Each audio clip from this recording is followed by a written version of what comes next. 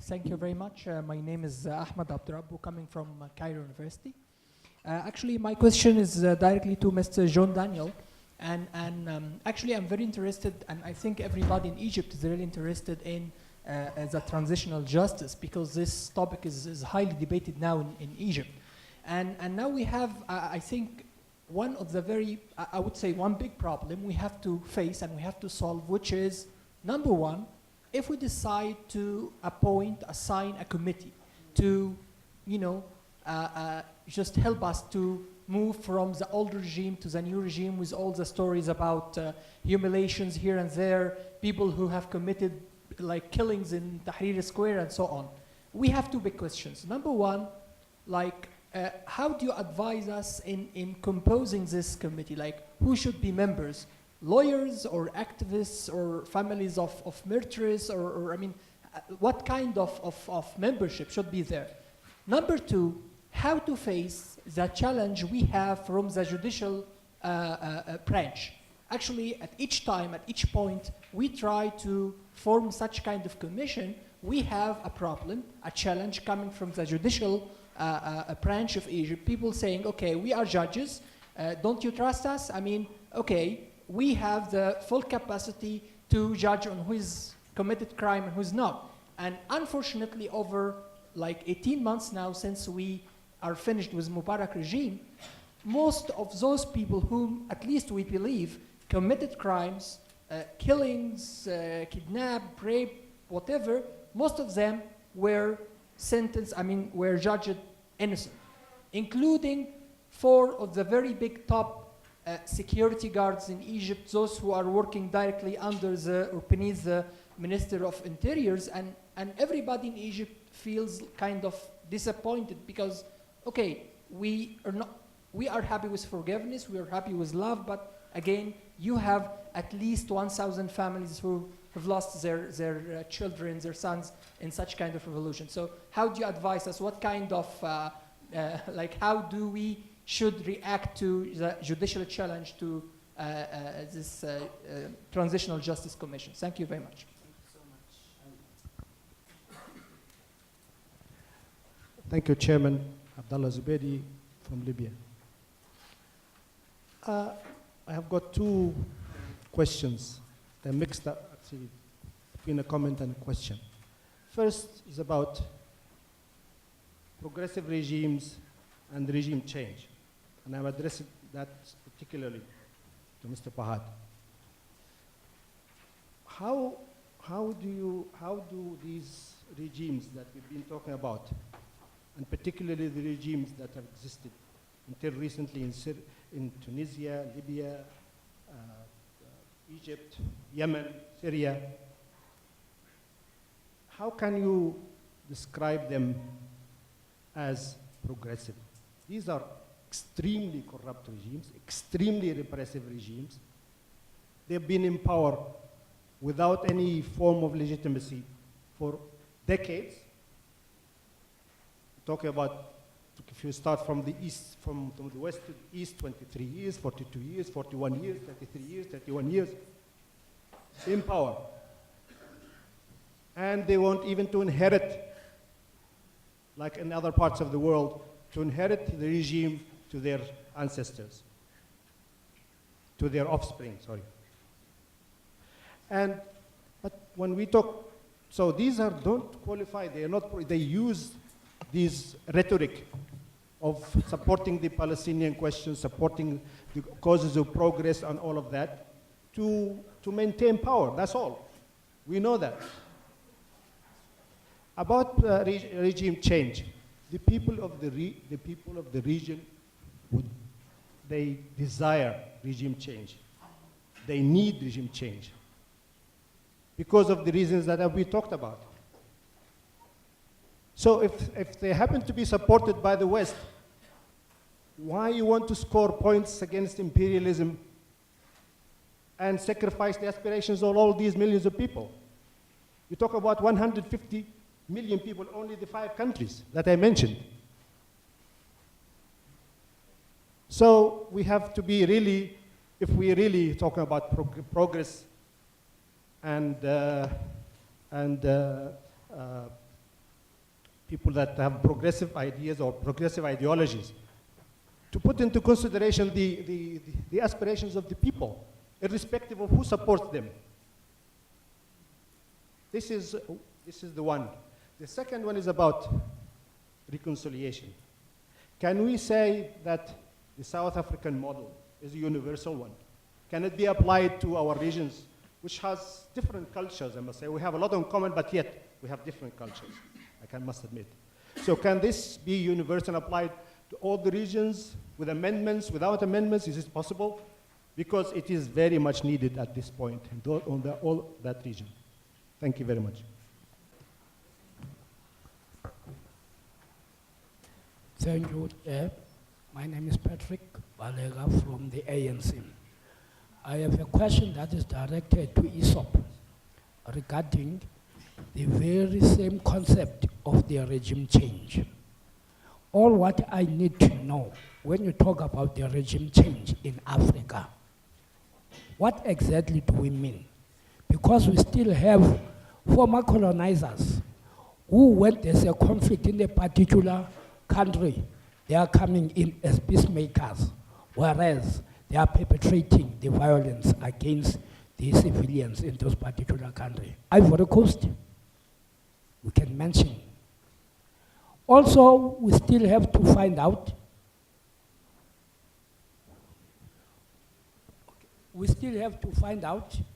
the issue of the conflict in Western Sahara.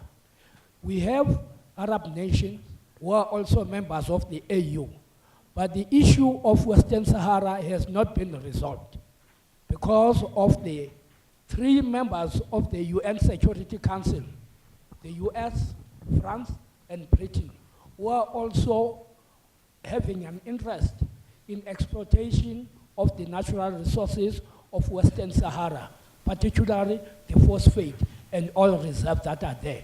Could you please elaborate on that as also an old cadre of the ANC?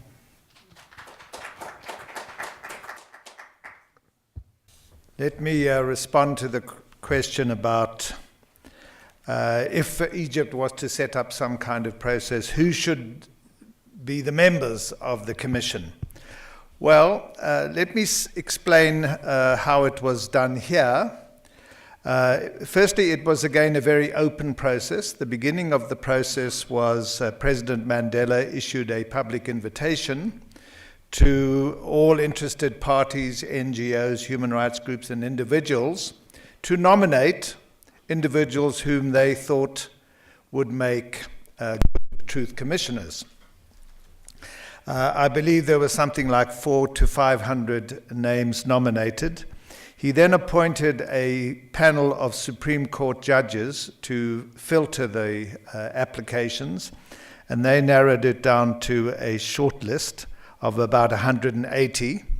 There then was a sort of road show around the country where public hearings were held, say, for example, in Durban, where those people who had been shortlisted for Durban were invited to make a public submission as to why they should be considered as commissioners, and also members of the public were invited also to comment on the suitability of those candidates.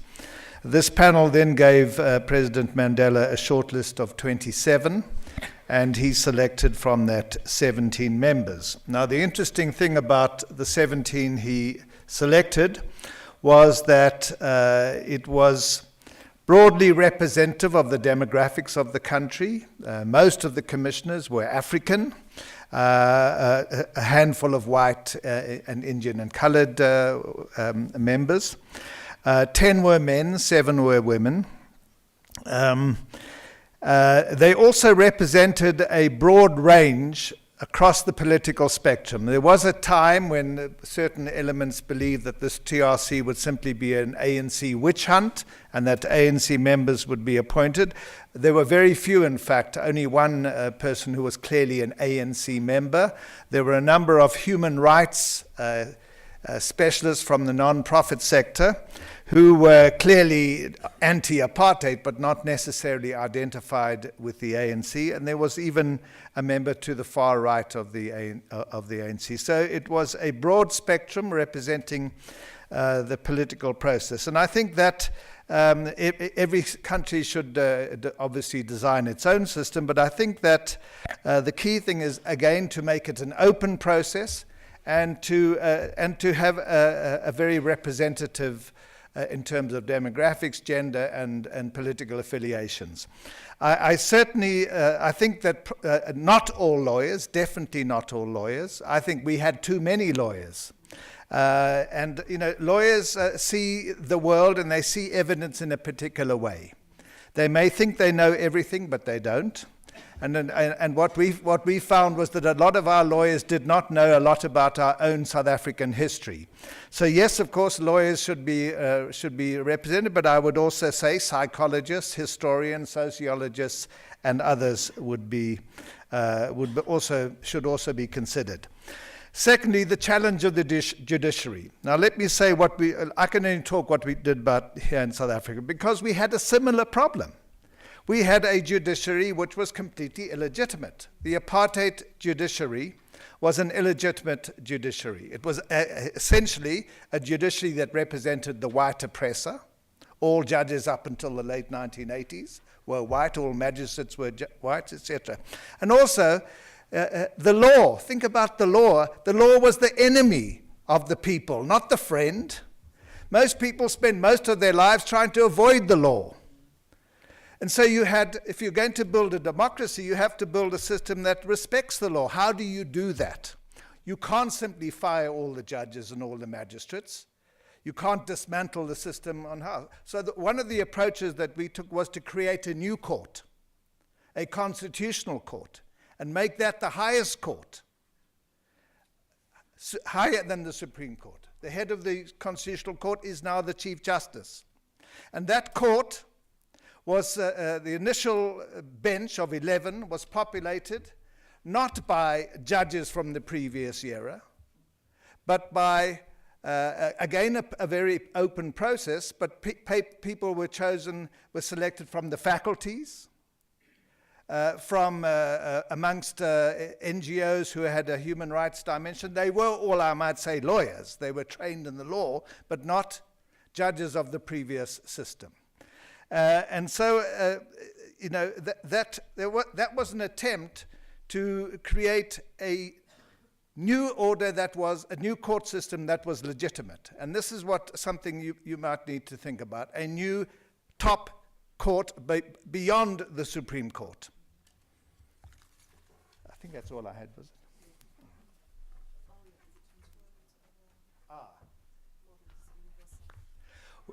Look, I think that the point has been made that there are many different transitional models. There are very different circumstances under which transitions occur. Some transitions involve the complete defeat and rout of the previous regime. Others, as in the case of South Africa, were compromises and were negotiated. So you have to design your model to fit the circumstances. Let me again repeat, you have to do what is politically possible in the context of the times. So no, there is not one model that fits all. But I think that in the context of reconciliation, that whatever the circumstances, I think the principles of restorative justice are universal. Let me repeat the way that Archbishop Tutu, as the chair of the commission, and of course we were extremely lucky to have somebody with such enormous moral authority, who was not necessarily identified with certainly not with the previous regime or the current ruling regime, a man of great independence. But the way he articulated restorative justice was that it is not a blanket, they get away with it. That it was a process of which held out the possibility of forgiveness within a context of accountability. So in the exchange for information, in the exchange for full disclosure, the possibility of amnesty was available. And I think that that kind of model is applicable wherever, whatever the circumstances of the transition.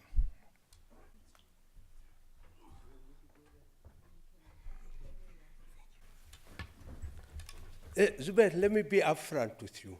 You know very well that I never ever said that the regime in Libya under Gaddafi or Tunisia was ever progressive or democratic. So I didn't say it then and I will not say it now. But what I was talking about, and secondly, let me say that I agree with you that the people of the region need change. They require change. They need the support of the people of the West. But we must not conflate and confuse the people with those who run the governments of the West or their multinationals. Because the intervention that I'm talking about and the demand for regime change that comes from those administrations are not designed to be in favor of the masses of the people. They are designed to protect their own interest. And I'm absolutely convinced that essentially they're designed to protect their strategic interest, to protect their control over critically important resources such as oil and gas, designed to be able to ensure that they keep their domination of the regime. So in my view, yes, we need the support of the West. Ask me. We're very active in the anti-apartheid movement, demanding the support of the people of the West. But the very same people who are bringing about this violent intervention in North Africa refuse to even meet the ANC. The ANC were terrorists. They only started talking to us when they realized that we're going to now take power. So I'm saying don't confuse the people of the West with their governments. Yes, you require the support of the people of the West. Yes, you require change in the region. And no, what I was saying, I never regarded Gaddafi as a great supporter. Incidentally, you know very well, you were their former ambassador, that Gaddafi never really supported the ANC until after Nelson Mandela was released from prison. We never received a penny from him prior to that. But what I was saying about the Palestinians is precisely the point I'm making. That a measurement, a yardstick to determine whether these countries, Egypt, Tunisia, Libya, are democratic, we must measure them by the attitude they take.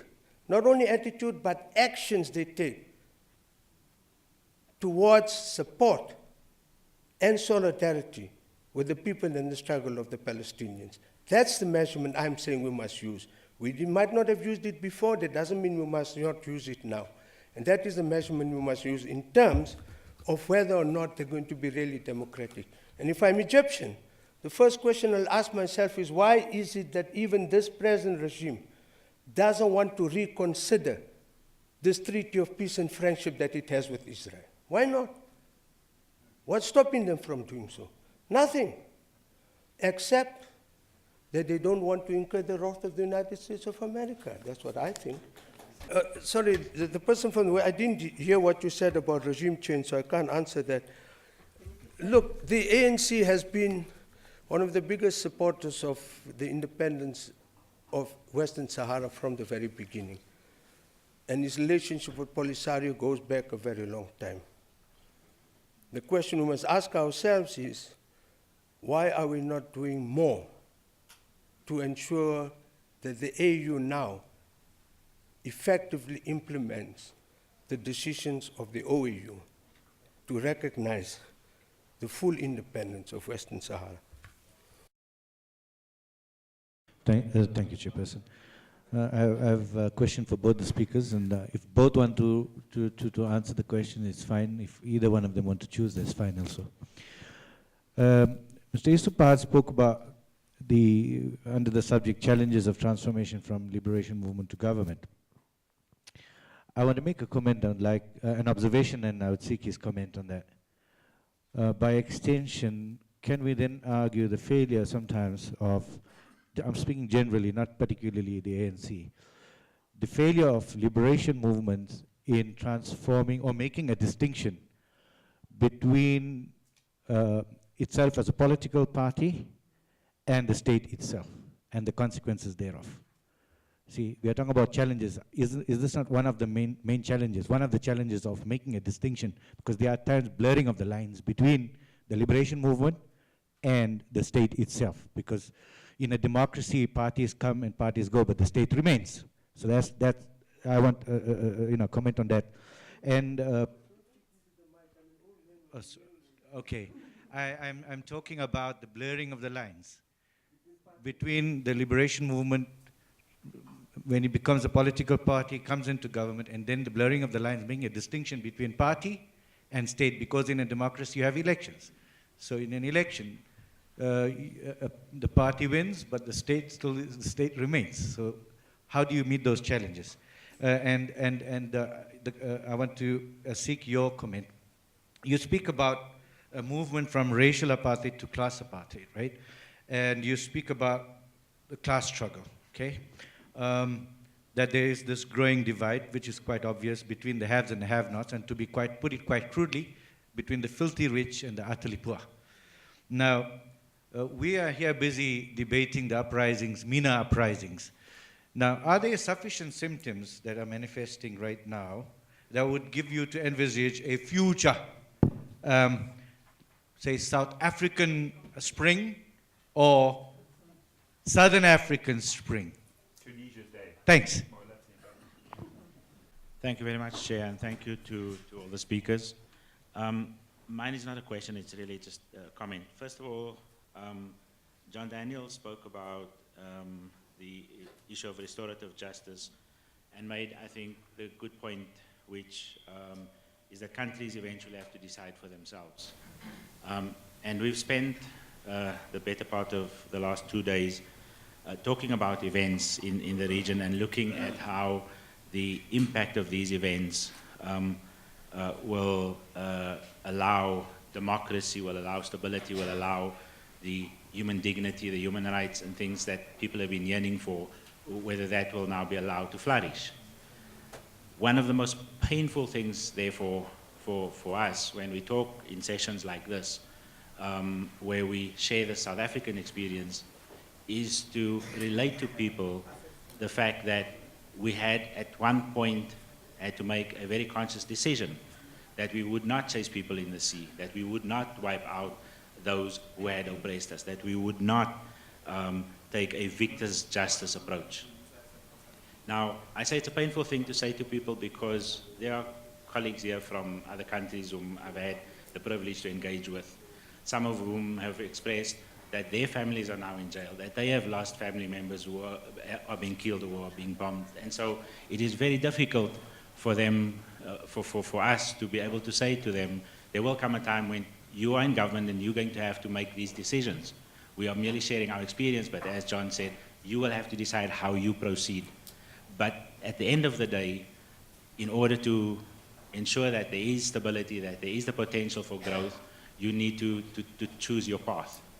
And this is why I want to take issue with what Patrick Bond says, because, you know, I take seriously what you say, and of course, and I'm referring to the views you often express as a professor at UDW on our economy especially, because I think we are grappling with those issues. The realities are there, the disparities, and so forth. But when we're at a rally, I can understand when you're trying to motivate people and develop activism around a particular issue. We've been spending 2 days sharing with people our experience with the hope that they go armed with an analytical understanding of what we have done right and what we may have not done so well, and what would be specific, as John said, to their circumstances and what would best suit the course of history that they want to choose. So when you say that Mbeki's regime defended American companies, certain American companies as a shame, I disagree with you. I disagree because you then owe the people whom we are sharing with the context and the understanding of what it was that we were doing then, why the government said what it said when it tried to essentially appeal that this case should not be heard in the United States and that we should deal with this issue in the South African way that we wanted to deal with it. Because there was a context to that. And if you were going to start unraveling this thing, there would be consequences. Consequences for which I think the people that we were sharing with need to understand, because they have to make decisions about what it is that they will do and what those consequences are. Secondly, and similarly, when you talk about, you made a sweeping generalization about one company and whether, and again, I don't take issue with you criticizing a particular company or a mistake that a particular civil servant makes, or even in our foreign policy, if we made a mistake, that's your right. We could never do that. Now we can do that in our country. We can criticize the government, we can say these things. But when you make a sweeping generalization that South Africa's foreign policy is now bought by companies, I think then those who are here to learn from our experience, those who have spent 2 days in intensive discussions and very active debates, are misled by the fact that maybe what the path that we chose has now had that consequence. And I don't think that is true, and I don't think that is correct. It's a sweeping generalization that I think you really ought to know better in terms of the context in which we're discussing here. And then finally, in any case, like I said to you, as a government, we are fully aware of the fact that we need to go beyond the issue of just the restorative justice issue. There are still very difficult issues to deal with: land redistribution, youth empowerment. South Africa does not pretend to our international audience that we are a success story and therefore please follow this model. We are saying that this continues to be a work in progress, that we continue to learn as we go along as well. Whose model do we follow? We have something to share, and believe me, there are many countries who continuously come to our department. I'm at International Relations and Cooperation, who come and ask, can we speak to people who were in the TRC and so forth to learn from our experience? We are happy to share, but we are upfront with them about the fact that there was no model, ready-made model for us to follow. We have done the best we could, and we would be the first to admit that we could do better and that we could learn. But as other countries start going through these things, we will learn and support each other. These are not easy questions. You cannot say to somebody who's here at the conference today that, you know what, you're going to actually have to let those generals and those soldiers who killed your family, let them go. It's not something, they'll have to decide that. So I just want us to be careful in the way in which we articulate this, because we spent 2 days and we've really heard our colleagues as much as we have tried to transmit our experience to them. Thank you. Just to repeat that part of the reasons for the uprisings were unemployment and underemployment of youth in North Africa. That if we look at the world today, I think the Industrial Revolution gave rise to, it created employment and gave rise to trade unions. The developments now with the technological developments has actually rendered unemployment systemic. Both state and social policies have not caught up to that particular issues. And in North Africa, they're not in fact going to address the problems, because those problems at this point in time with the policies that do exist is not going to be resolved. And I think those problems are going to face every country throughout the world. That unemployment has now become systemic and not an issue that can go away that easily. Raisa Kachalia, Consultancy Africa Intelligence. I have just 2 questions for Mr. Pahad and Mr. Daniel. Is anyone willing to elaborate on the ANC government's failures, and some have been continuing failures over the past almost 2 decades now? I ask this so that we may touch on some of the challenges that states in transition may face in the coming years.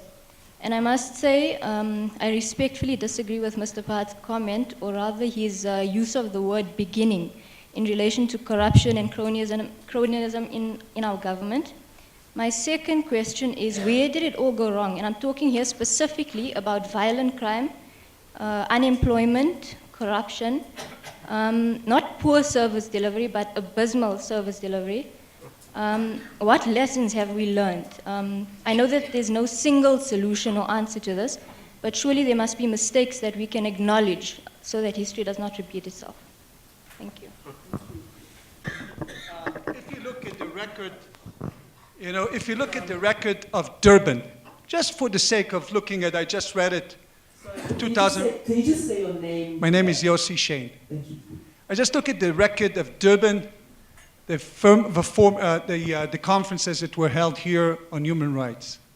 Honorary members, Libya and the regime of Assad, making lots of claims regarding human rights in the Arab world, their support of Durban, becoming honorary members in the last few years. And here we are, sitting in South Africa in this very important venue, and talking about these criminal regimes that we are now indicting and asking for change, while no one is giving account to the way that these regimes played in Durban that were held just here, and were becoming champions of human rights, while no one mentioned them in Durban as criminals. How has it happened?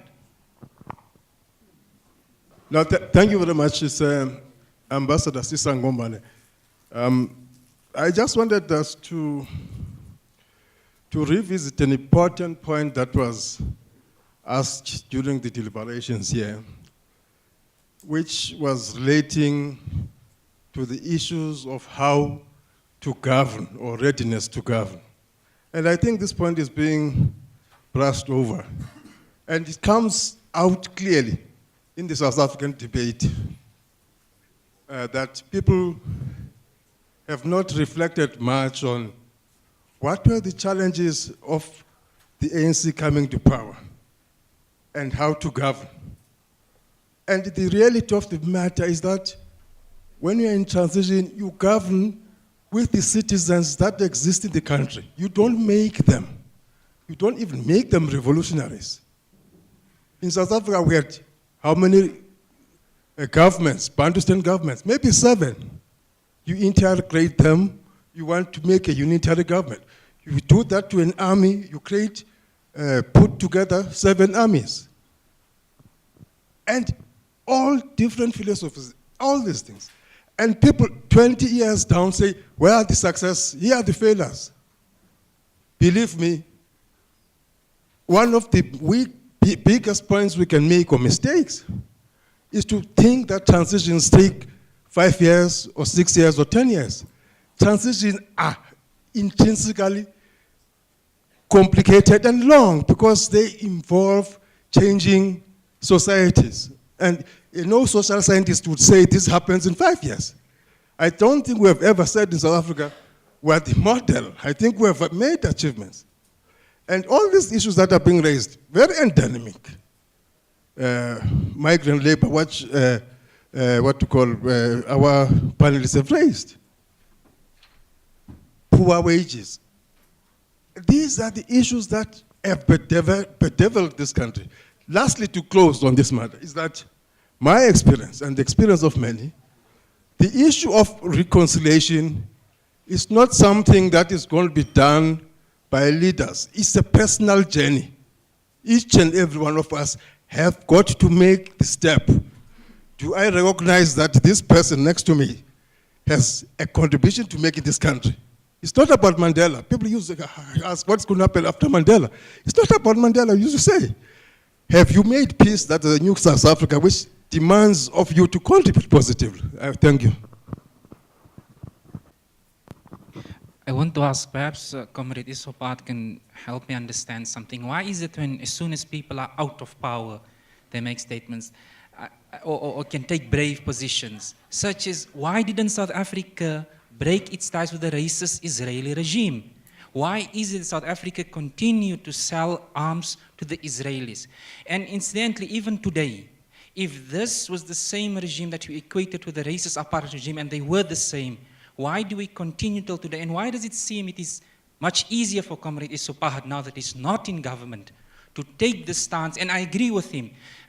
In the same land, I'd ask, will the Libyans here, who are in power now, at least even theoretically take a stance and say that we condemn Israel, even if they don't have ties, and that, as Comrade Isopahad said, and take a stance clearly that we fully support the Palestinians, the SNC likely to say that we are clear that Israel remains the biggest problem in the world and our top, and the most important, one of the most important rather, struggles today remain the Palestinians, and take a clear, unequivocal stance. It seems that when people get out of government, then they can take much clearer positions. And I also want to say, I understand and agree with today with Comrade Patrick Bond to say that regarding and condemn the IMF, why don't we get rid of the type of agreements we made with the IMF in South Africa, as well as the governments of Egypt who are here today, to say that we will not take loans from the IMF and the World Bank because of the destruction that they cause. Thank you. My name is Fawaz Tillo. I am from Syria. Actually, I want to mention that the South African model is a great model, right? But we can't just impose it in everywhere because simply, let's admit I do some big differences. Nobody mentioned that the other side, the apartheid regime, was ready to make this reconciliation. He started this initiative by releasing Nelson Mandela and to give the chance for this process to go on in this case. This is good.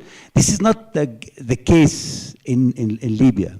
This is not totally the case in Syria, for example, and in many countries. So we can't just stereotype and impose all this model. This is a great model.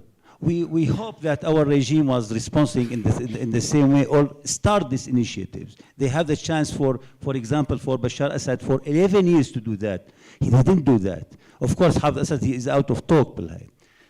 I want to say something about okay, somebody here want first to be loyal to those people who was supporting the ANC struggle during the decades. But he's forgetting that, for example, that the Syrian people was supporting not this dictatorship which still ready to do anything, any kind of deal, and we see that with Gaddafi and Bashar Assad. Second, yes, there is an anti-American allergy for people of something, anything coming from the United States. They have the right to do that, but this is not an attitude for a moral, at least attitude. For example, here in Syria, in the first 6 months, there were no peaceful demonstrators have been killed by that time. What happened? That South African government vote against resolution condemning Bashar Assad for what he is doing. We need at least a very clear, okay, you are not don't support anything for military intervention in Syria. But to condemning this regime is very important. The Syrian media and Bashar Assad is saying all the time, just ask your embassy there, that this great nation in South Africa is supporting me because I am a struggle, I am, etc., etc., etc. There is a moral things is going on, and I think it is an exam, a real exam for you to say this is right or this is not. You have to condemn. This is my opinion, very clearly, without but. This but it means there is a lot of excuses going to condemning very clearly this regime. We need that for the future of the friendship between the Syrian people who was supporting you, not this regime who was playing with all cards, including your what's happening in Syria. So, thank you. Thanks so much. And just 2 or 3 quick things, because I do take seriously a wonderful debate that's opened up about my callousness in simply blaming MTN for buying South Africa's foreign policy on the question of Iran nuclear energy. But if I had a lot more time, I'd find many more cases. I could talk about lawmen buying the police in Marikana, and apparently this goes right to the top, because the commissioner has said that to shoot 34 people, we've now learned that the great majority were shot in their backs. was the right thing to do. So we certainly see again and again a crony capitalist ruling regime. If I extend beyond companies, I could go to countries. Unless you can tell me that the Dalai Lama might get a visa in a month and a half for Archbishop Tutu's 81st birthday, what we remember, the society remembers that for the 80th birthday, he was denied a visa because the Chinese put pressure on you guys. You have a horrible, horrible reputation for bowing down, when even Nelson Mandela gave the highest order in the country, the Cape of Good Hope order, to Suharto for $25 million in campaign contributions just before Suharto was overthrown. This sort of foreign policy for sale is appalling. And it's even worse when it comes to economic policy. The foreign economic policy for Africa, South Africa playing a sub-imperial role, was praised by the US State Department. NEPAD, according to Walter Kansteiner and the Bush regime, was philosophically spot on, right? Because it opens the door for South African and US capital. How about South Africa's role in the World Bank and the IMF? Did South Africa just contribute $2 billion to bail out the IMF? Are we continuing to promote the WTO so much that a former trade minister was nearly considered to be the secretary of the WTO, Alec Irwin? I could go on and on. The foreign minister, Maite Nkoana-Mashabane, was celebrated so much at last year's Durban COP17, which is, everybody knows the COP, the Conference of Polluters. What did that conference do to halt climate change? I'm glad you were all there, because you answered correctly. How many Africans will die this century? About 185 million.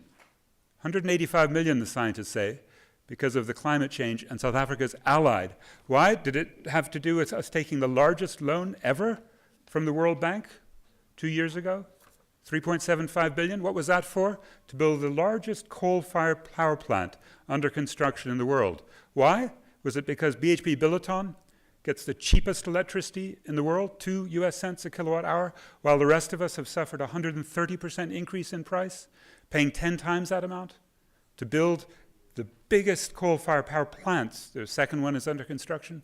So I could go on and on if you allowed me the time, Comrade Chair, but I think I should quickly remember what happened in Durban for Professor Chaim, because it is true that a whole bunch of rogues and villains came to Durban, and they railed against ongoing racism, as they should. What I was shocked by was that we had 15,000 civil society activists in the street with two very simple demands.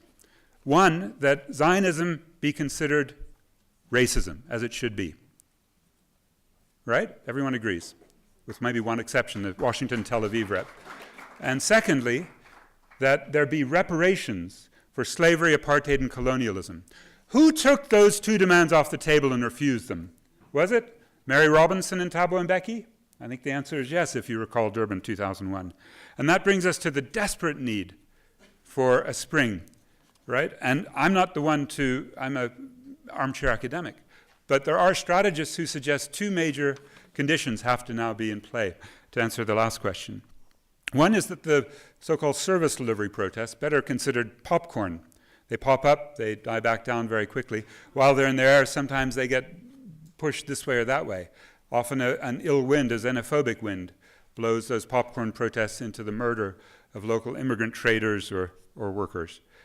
But for those to have an ideology and leadership, coherent strategies, tactics, and targets that are not simply local councillors requires an advance in those thinking of those activists. And that brings me to the final point, which is that we'll only find that, just as in the late apartheid period, when the trade unionists move back into the townships and bring that experience of organization, that ideology.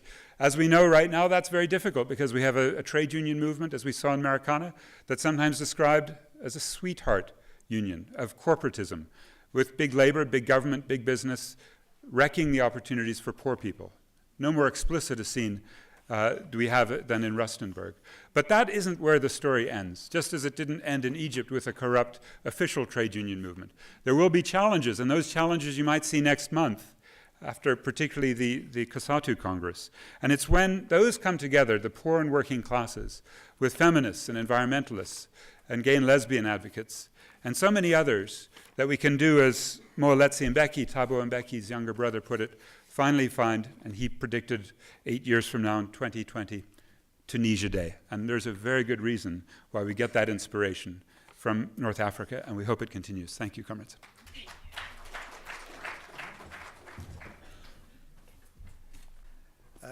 Briefly, let me just say that, excuse me, in my advocacy of restorative justice, I don't exclude the merit of retributive justice as well. I'm not saying that there is no place at all for the trials of grave perpetrators.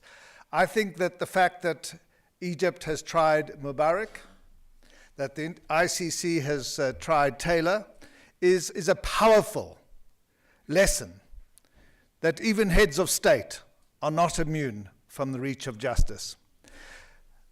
So we have ourselves in this country also gone somewhat down the retributive route. We tried Eugene de Kock and successfully prosecuted him, but we failed with Magnus Malan. Trials are not a perfect instrument. Sometimes they fail, and they do get away scot-free. The evidence isn't there, or the judges are from the old order, etc. And also, but I also would say that trials on the retributive are limited in terms of garnering truth.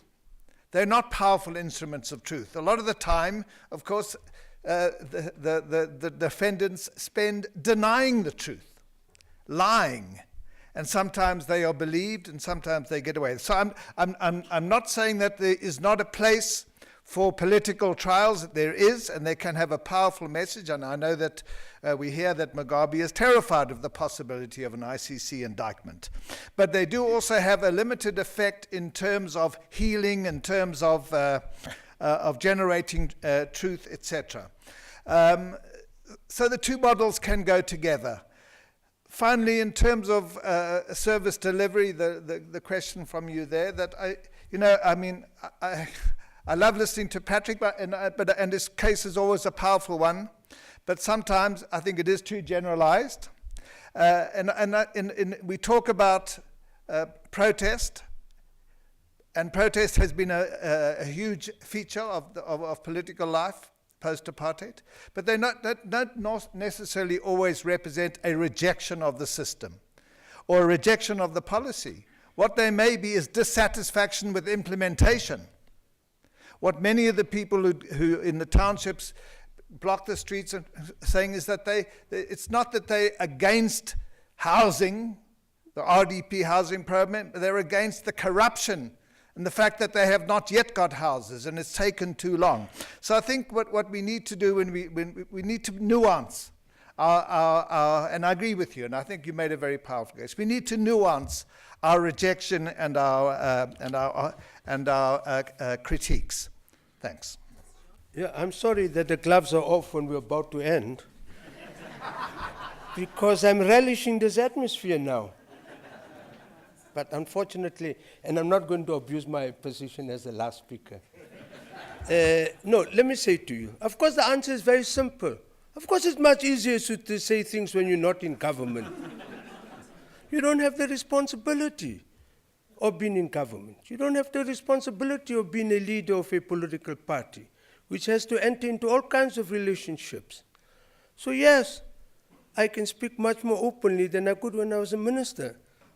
Do I use the opportunity? Maybe, maybe not. The question of why we didn't break relations with Israel, question remains. One of the difficulties you face is that the very people who should take the leadership on this question are not taking it. Because even the Palestinian resistance movement itself was not certain about what type of boycott and sanctions should be imposed on Syria. At least with our anti-apartheid movement, whatever the drawbacks of so many of the African states is that we were able to at least unite them around the question of decolonization. And so you need to have leadership from somewhere, that the others can also form part of it, so that you can then use the international agencies to impose that boycott. And my appeal is that if these powerful Middle East states, which do have the primary responsibility, incidentally, to bring about the resolution of the Palestinian conflict, If they take the lead, then it's easier for others to follow. But that doesn't mean that we shouldn't, and I think it's something that we must continue to consider whether or not the time has come when South Africa should consider breaking relations with Israel. But you have to give very serious consideration to that. Let me say in general again about regime change. Regime change deprives the people of that particular country to make their own decisions about changing their government. And the central element of a democratic process and democratic change is that the people themselves must decide who should govern them. And what happens when Hamas gets elected in Gaza? The very same ones who shouted most about democracy refuse to recognize them. So that's the important element here. Not an imposed change from outside, and that's what I'm talking about. And I know I hurt feelings, but that's not my problem. The issue of, and I'm going to try to answer both of you because you both raise a similar issue. Mohammed, I agree with you. In Parliament, I didn't. If a ruling party, it doesn't matter which is a ruling party, blurs the line and the distinction between being a ruling party and being in government, you're going to cause some serious, serious trouble. And one of the biggest difficulties for me, although I was one of the biggest supporters of the Soviet Union socialist countries, was that they blurred the distinction between party and state. Because the interests of the state, the interests of the government, the interests of people as a whole in any given country is always greater than the interests of a particular party that may be exercising power at a particular moment in time. And so I think it's correct that we need to be very careful that we don't blur or we merge the two together. Because if you do, I think the ruling party will commit some very serious mistakes because they will put its own interests above that of the people and above that of the country. The relationship between I wish we could have time to go into theory of governance now. Between ruling and governing. I agree with you. We just heard about the Middle East. They were ruling and they were badly governing. I mean, so it does not mean that if you're ruling that you are going to govern well. The question then is, what are the criteria we would use to determine whether or not a ruling party is ruling well? And I would say, and of course we will disagree with Patrick about what has happened over the last 20 years. I was in power at that time too. So of course I will defend my own positions, but that's not what we have to do now. The question is, yes, there is a difference between ruling and governing, between the ruling party and governance. And you can be a ruling party and govern very badly, or you can be a ruling party and govern properly or well. And that distinction we must make. And therefore I was trying to bring the two together, that if you blur this distinction, the possibilities of you ruling badly, I think, increase exponentially.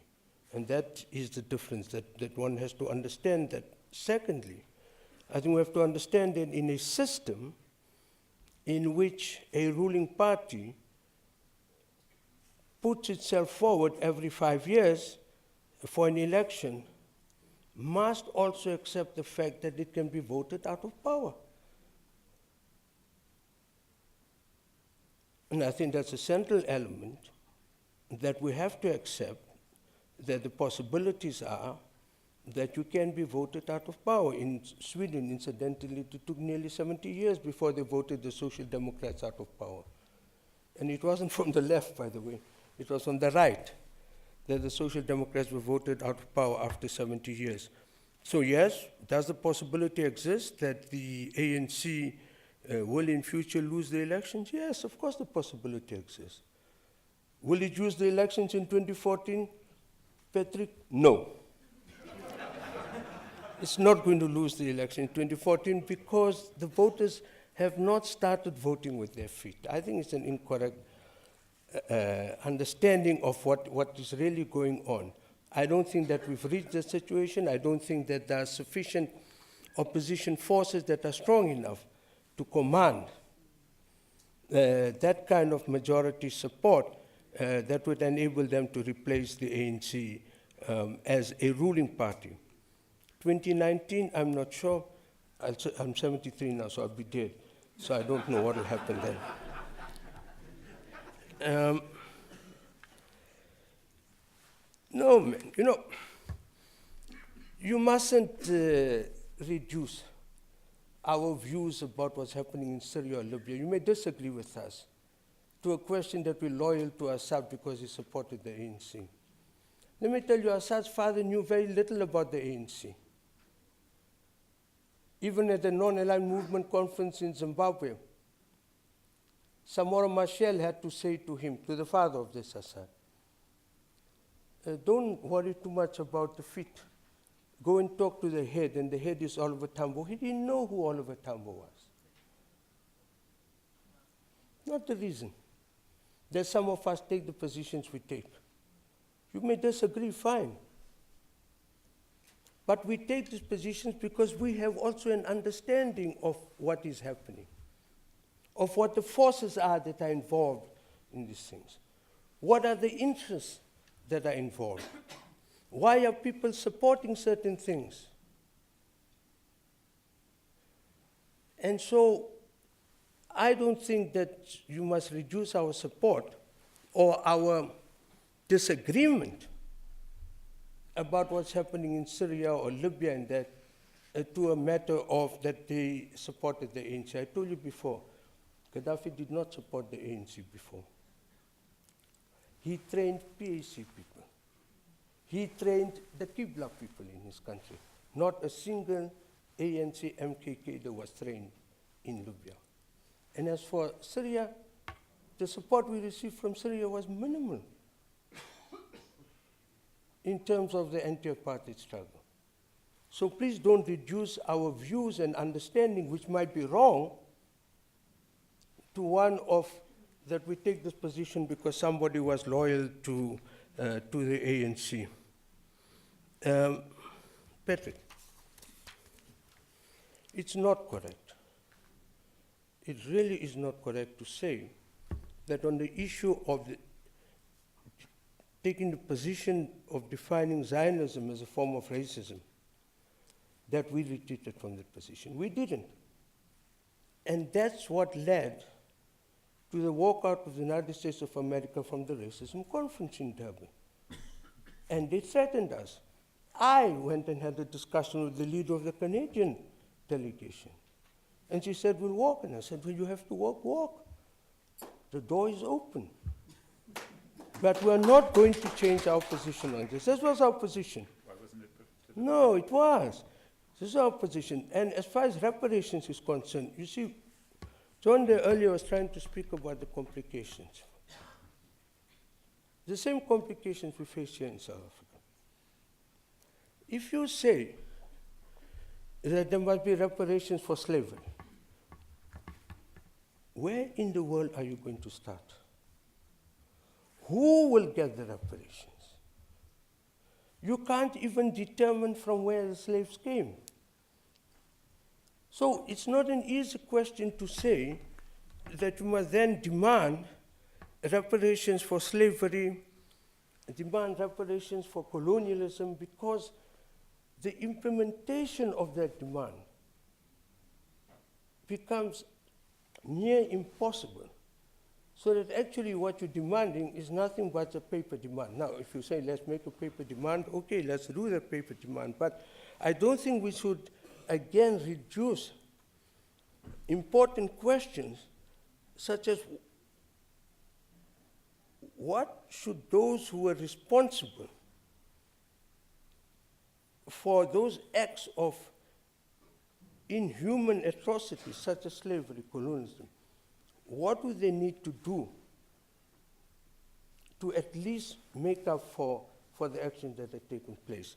And that, I think, is a different question than saying that you need to have a reparation, because that's a very, very difficult question to deal with. In my view, it's not a simple thing of just passing a resolution at a conference that the former colonial powers or people involved with slavery. You will also recall that there were then demands made that there were Arab countries or people they defined as Arabs who were involved in the slave trade. Now, are you then going to say that every single Arab country must pay reparations because Arabs were involved? Or, in our own situation, of course, our own people were involved in our own oppression and repression. So I just think that we need to be a bit more careful in terms of how we approach the thing. Now, I wasn't asked to speak about the success and failures of the ANC. But you want the truth? Yes, of course the ANC has made mistakes. Who doesn't make mistakes? I guess you also make mistakes. Of course we've had failures. Yes, we've had failures. Of course we didn't implement to the extent that we wanted to. But I will tell you one thing, and I know Patrick will not agree, which is fine, that I cannot see another country in this kind of transitional phase that has done as much as this ANC government did in 18 years to improve the quality of life of the people.